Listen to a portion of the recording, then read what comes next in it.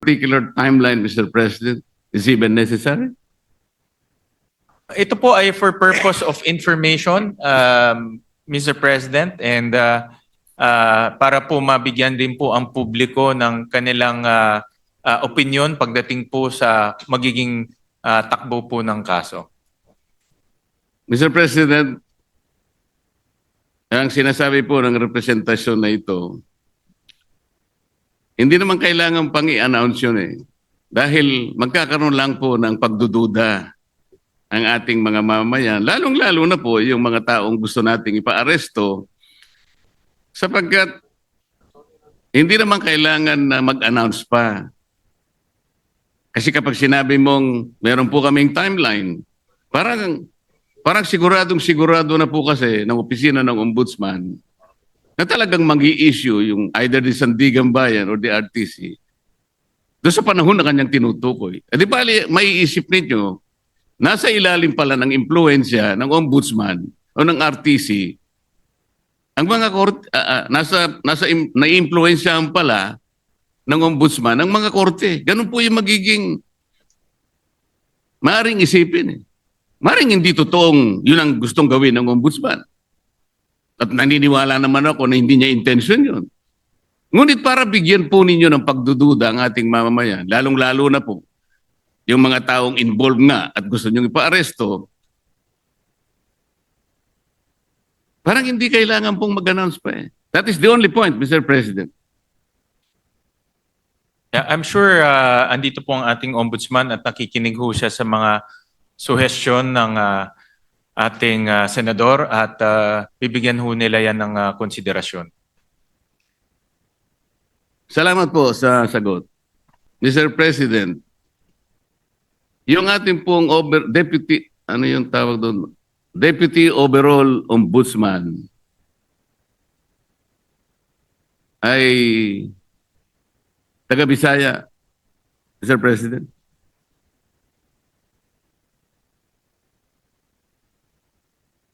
Yung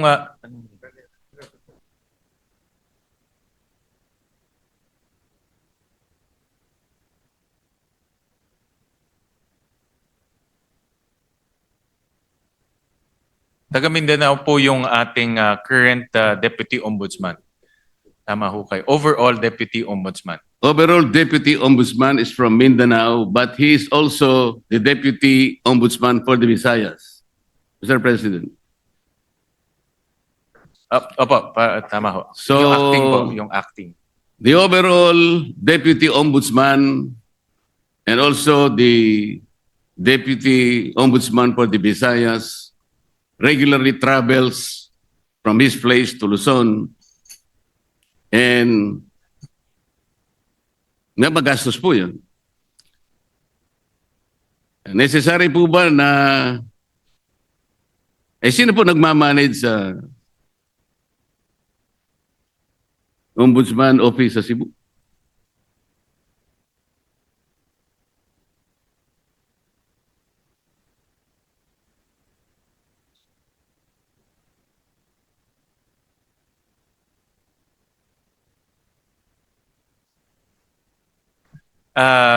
Mr. President, Senator Marcoleta, temporary po na bakante ho yung position na yon. Pero later on ho, ma-filled up rin ho yung position. Pero sa ngayon po, dahil bakante ho yun, minomonitor po ng ating ombudsman itong mga opisina ito gamit po ang modernong teknolohiya tulad po ng Zoom, tulad po ng conference calling. So in other words, hands-on po ang ating ombudsman na sinisigurado niya itong mga opisina na ito ay tumatakbo ng maayos. Alin po yung bakante, Mr. President, yung overall Deputy Ombudsman o yung Deputy Ombudsman for Visayas?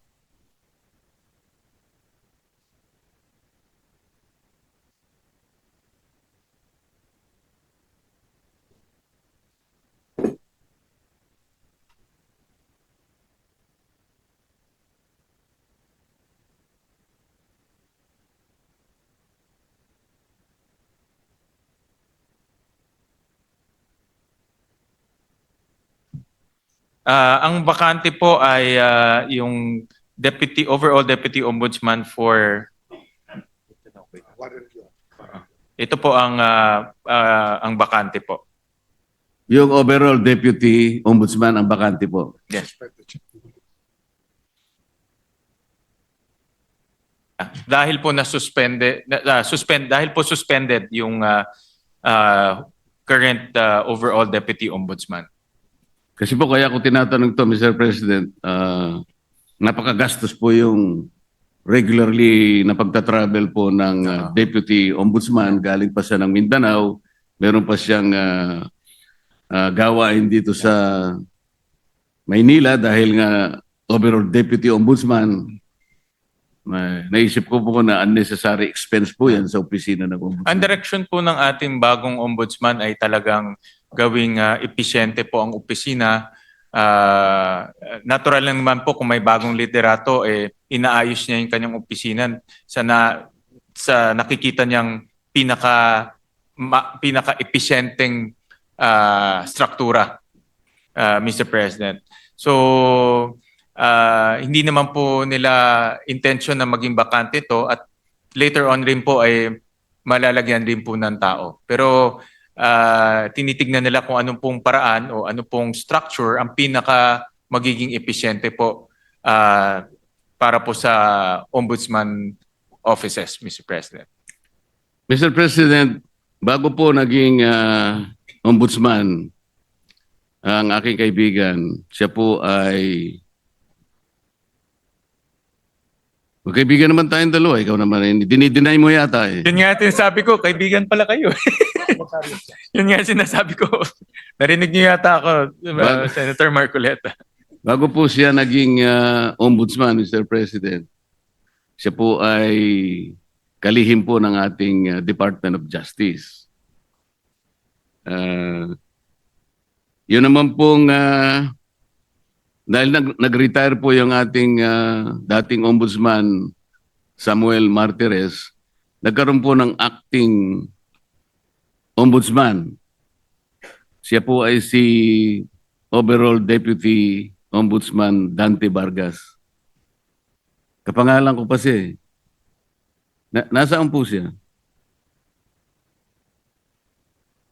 Salamat po. Nandito ho siya. Siya po ngayon ang Deputy Ombudsman for Visayas and acting overall Deputy Ombudsman. Concurrent ho Yes, siya. Mr. President. For now. Yes, I know that. Ang itatanong ko po ay, nung siya'y acting overall Deputy Ombudsman, at sa panahon na yon ay applicant naman po ang aking kaibigan for Ombudsman na nabakante nga po, ay gumawa siya ng isang bagay na medyo napaisip ako, Mr. President. Ang tinutukoy ko po ay yung isang office order na kanyang pinalitan. Ang office order na ito po ay kinapapalooban ng parang double docketing. Ngayon, nung siya po ay acting na ombudsman, inalis niya po yung dating memorandum order requiring double docketing. At siya ay gumawa ng isang parang office memo or memorandum na doon po ay tinanggal niya, pinalitan niya yung office order at may kalakip pa pong isang directive na lahat ng mga complaints, lahat ng asunto, lahat ng habla, administrative man yan, criminal o kahit ano yan, na napapaloob 10 araw bago maging effective yung kanyang order which was issued on September 17, 2025 ay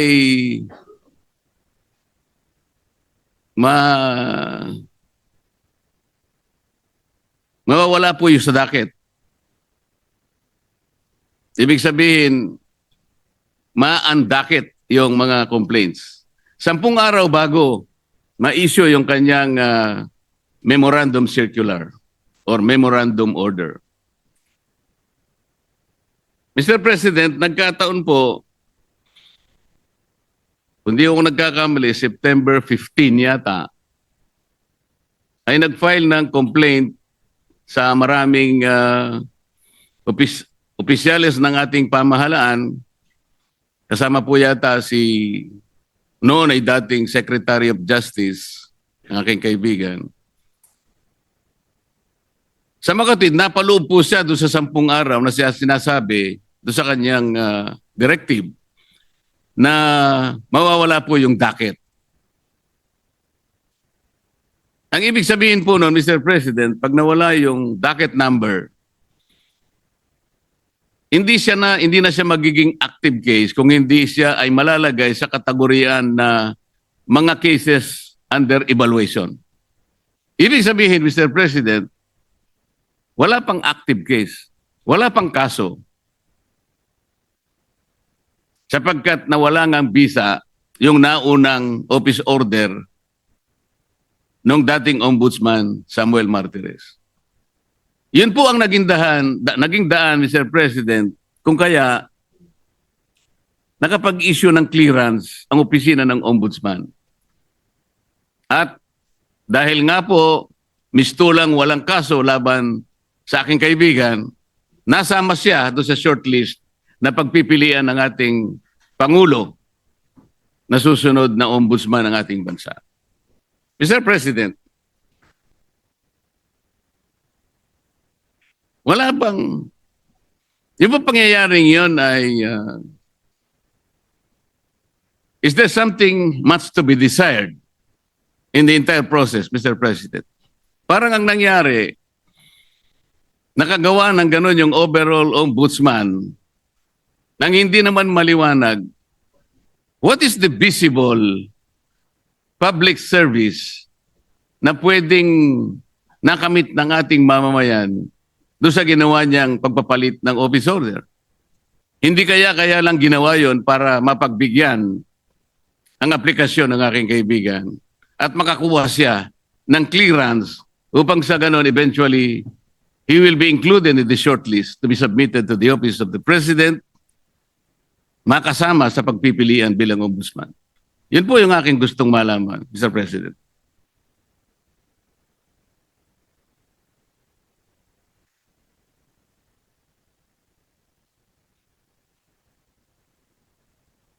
Mr. President, sa explanation ho sa akin ng Ombudsman, itong rule on auto-docketing, na-issue ho to noong July of 2025 ni former Ombudsman Martires bago ho siya nag-retire.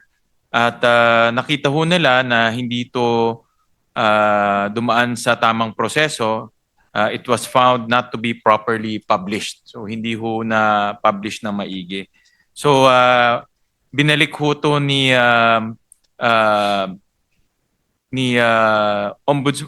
overall Deputy Ombudsman Vargas at binalik ho doon sa original na proseso ho nila dahil itong auto-docketing sa tingin ho nila ay prone to abuse at pwede pong magkaroon ng mga problema sa mga darating. So binalik ho nila sa dati pong proseso. Hindi po ba ang dapat na ginawa, Mr. President, pinablish na lang? Kung yun po ang pinakamagandang remedyo, publication lang naman pala ang kailangan. Eh di sana nung makita po na unpublished, kung totoo man na hindi na-publish, ipapublish lang, hindi po ba? Hindi yung totally gagawa ng isa pang panibagong memorandum na kung saan ay yung timeline na naman po ang pinag-uusapan dito eh. Bakit naman 10 araw bago lahat ng complaints na ipinail sa opisina ng Ombudsman within 10 days prior to the issuance of that memorandum ay ma-undocket? Hindi ba parang sinadya naman para masaklaw na yung complaint ni Mayor Baste Duterte ay maisantabi at mawalan ng effect kung pag-uusapan ay yung pagiging active case. Hindi ba parang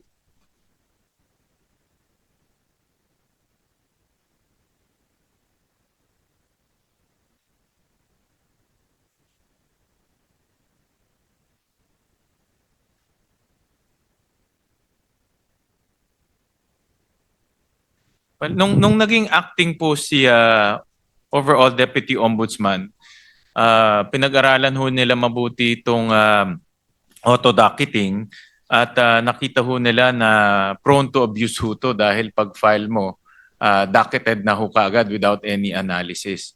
So ang ginawa ho niya ay bumalik lang ho sa dating proseso, no, na meron pang verification and analysis. Total, hindi naman ho ganun katagal yung verification analysis. Depende ho sa klase ng kaso. Ang pinakamatagal na ho ay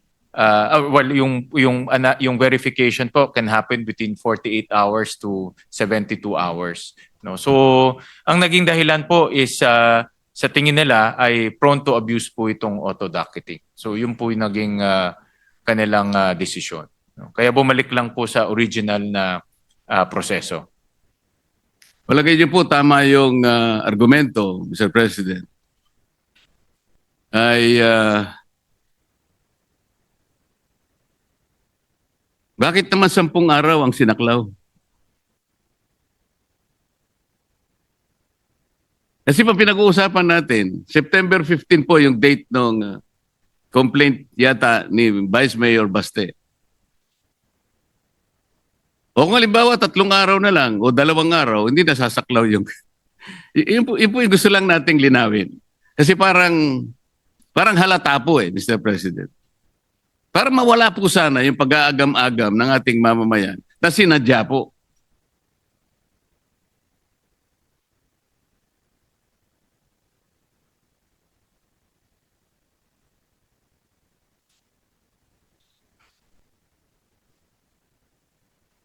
But yun po yung naging decision nung acting ombudsman at that time dahil yun na nga sa kanyang pagtingin ay ito po ay baka maabuso dahil nga pag-file niyo ho, diretso docket na ho kaagad at hindi bine-verify kung yung fina-file po tama o hindi. Prone to harassment rin ho dahil nga alam naman ho natin sa politika kung mayroon kang kagalit, pa-file ka lang tapos ibubulgar ho, mayroon ng ombudsman case. No? So, binalik lang po sa dating proseso. Hindi na ho, dahil sa kanilang pag-aanalisa, ito po yung pinaka maayos at hindi po maaabuso na proseso. So, yun lang po ang ginawa ho nung dating ombudsman.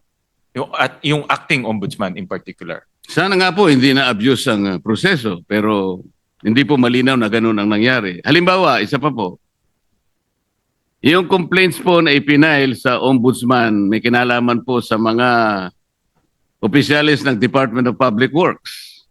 Ang date po nun ay September 11. Nasama po sa 10 araw prior to the effectivity of that memorandum circular issued by the overall Deputy Ombudsman. Ngayon, hindi po ako nagkakamali, 15 sa 18 ipinaghabla na opisyal ng DPWH na preventive suspension, na suspindi po base po sa complaint na ipinail. Ngayon, kung susundan po natin ang argumento ninyo, ano po ngayon na magiging basihan ng pagkaka-preventive suspension ng mga yun sapagkat wala ng kaso po dahil na-undocket na po So, sa makatwid, meron po kayong sinasabi na maring isang bagay na makakabuti, pero meron ding nakasama po Hindi po naging consistent dahil nga po sa madalian, hindi ko po malaman kung talagang yun ang pakay talaga ng pagkakapalit ng docketing na ginawa nung dating ombudsman. Maliban pa po rito, nung ma-undocket po ba yung complaint ni Mayor Baste? Kasi na-undocket nga po base sa circular na yun. Na-notify po ba si Mayor Baste sa pangyayari? Was he notified?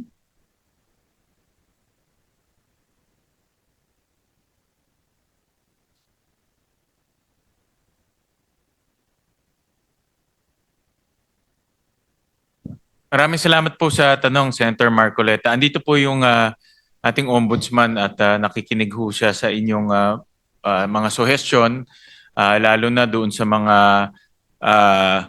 bagay na sa tingin nyo ay hindi ho malinaw o pwede pong magdulot ng kaguluhan sa isip ng taong bayan. At siya naman po ay bukas yung kanyang isip para po maayos itong mga proseso na ito. Ngayon, in relation doon po sa inyong tanong, yung DPWH cases po, eventually ito po ay nadakit at iniimbestiga na ho. No? So, itong mga final po na cases ay ngayon ay inimbestiga na at iniimbestigahan na at eventually po ay magpa-file na rin ho sila ng mga kaso sa sandigan. So, yun po ay tumatakbo na, in other words. So pwede ho maging kampante ho tayo na hindi ho yun ay hindi, yung mga kaso ng DPWH ay hindi po nawala.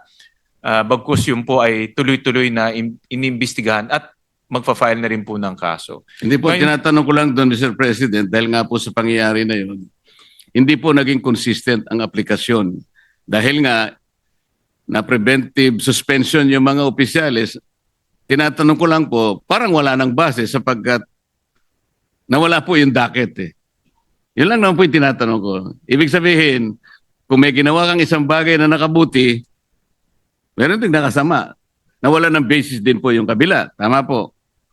Doon po sa katanungan nyo kung na-notify si Mayor Baste, ito po ay internal process ng ombudsman. So, sa tingin ho nila ay hindi na ho kailangan i-notify. No? So, ito po yung itong proseso na ito, yung pagdadakit o pagbe-verify, ito pa internal process ho nila. Ganun na lang po ang kanilang pangangatwiran, Mr. President. Paano naman mangingigibabaw ang isang internal process ng ombudsman? Doon po sa malakihan at napaka-importanting provision ng ating saligang batas na due process. The first requirement of due process is notice. Ibig ba sabihin po, wala man lang karapatan ng isang tao na naghabla para malaman niya kung anong kinahinatnan ng kanyang asunto?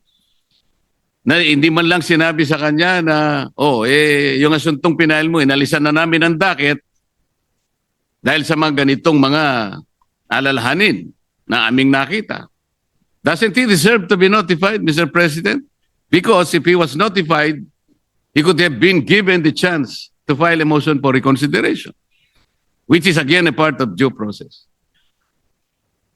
Ang na-advise po ko ng ombudsman na itong particular na circumstance po ay nasa Supreme Court na ngayon. Subject po ito ng judicial review na finale rin po ni Mayor Baste. So ano po ang ibig sabihin? Final po ni Attorney Torion, Mr. President. Ano ngayon, Mr. President?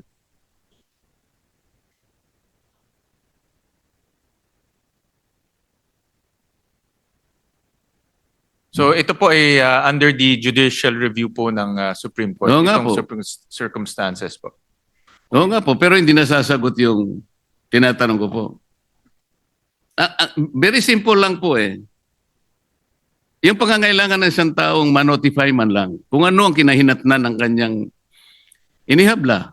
Nung habla niya, isang bagay na karapatan ng bawat isa. Yun po ay isang requirement ng due process. Manotify ka lang. Malaman mo lang kung anong nangyari. Dahil po ba, kapag ninotify nyo siya, that will trigger the filing of a motion for reconsideration. At base po sa rules ng ombudsman, mangangailangan po kayo at least ng 15 days. Para sa ganon, ma-resolve ninyo. yung kanyang motion for reconsideration. Hindi nyo kailangan yung 15 days kasi nga, baka hindi maisama sa shortlist ang pangalan ng aking kaibigan. Ito po yung ating sinasabi. Mr. President, sana po lahat ng ginagawa natin ay nasa ilalim ng transparency. Ito pong pinakamabuting magagawa natin sa ating bansa. Lalo na ngayon na maraming tao po ang nalulungkot, baka hindi lang nalulungkot, nagagalit sa mga nangyayari. Kung hindi po tayo transparent, wala tayong kakayahan na sabihin sa kanila, ilantad, buksan sa kanila ang kaganapan ng nangyayari. We're just merely paying lip service to a very important provision of our Constitution that public office is a public trust. Maraming salamat po sa panahon, Mr. President. At sa panahon ng ating sponsor, panahon po ng Ombudsman na binigay sa akin. Salamat po. Maraming salamat po, Senator Marcoleta. At Thank you. ulitin ko lang po, nandito po ang mga kawani ng Ombudsman at nakikinig ho sila sa inyong mga suhestyon, sa inyong mga mungkahi at rest assured po na ito ay siseryosohin ho nila. Maraming salamat po.